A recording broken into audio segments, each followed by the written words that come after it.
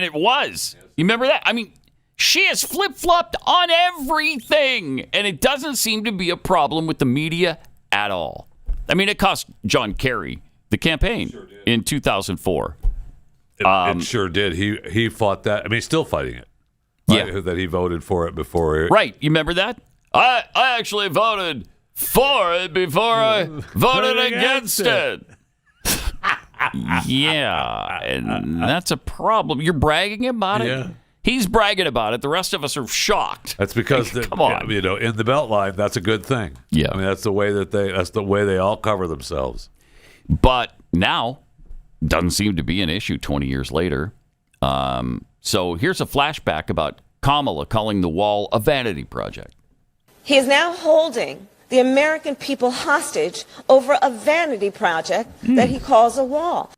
Okay. Oh. Yeah. It's a vanity project. That's interesting. Let's flash back to 2019, a little more recently.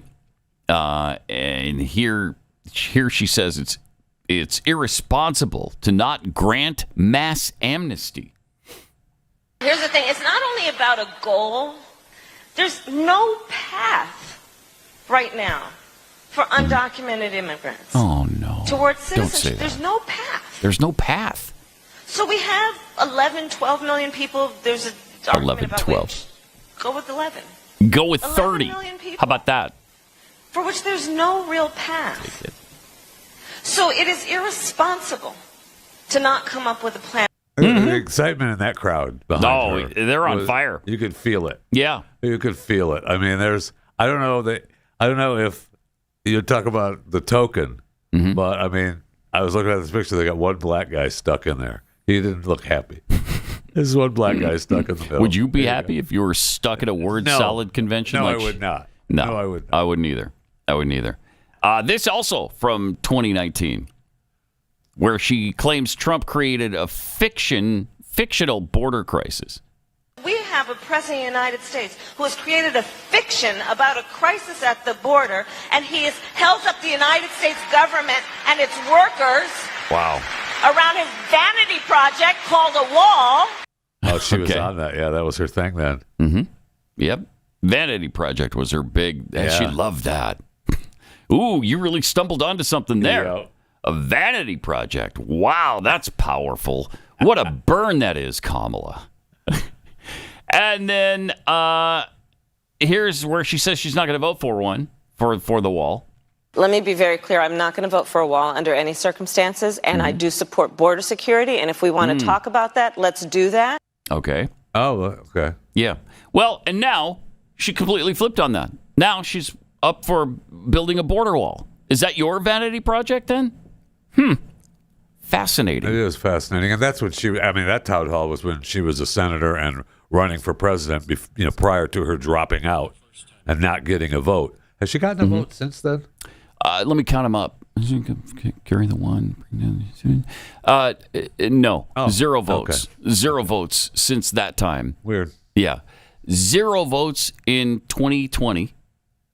0 votes in 2024.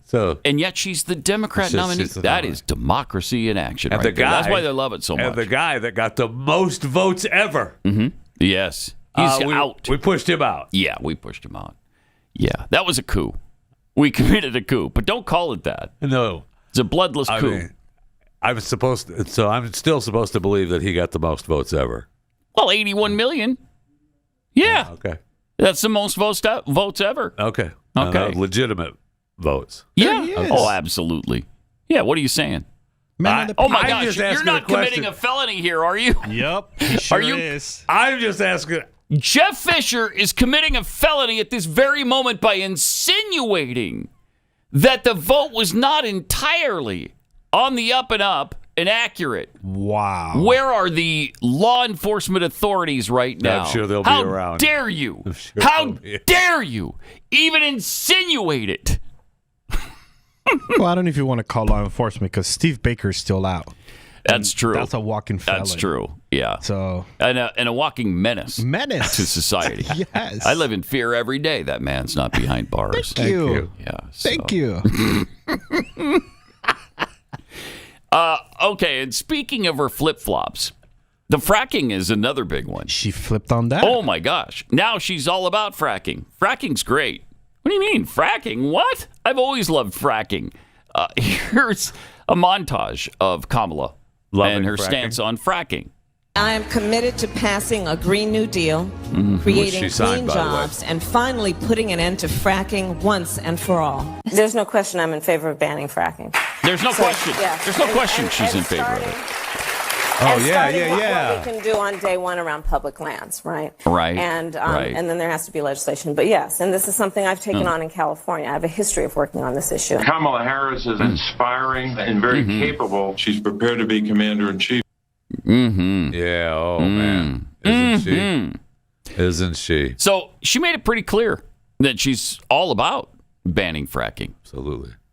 She has a history of working against fracking. Yeah, she did it in California. So, and she signed. It was her signature that pushed the Green New Deal over. Yes. And again, it used to mean something. That now she's against all that. Apparently, she says she is. And why would you be concerned about somebody who flip-flops all the time? Well, because you can't trust them.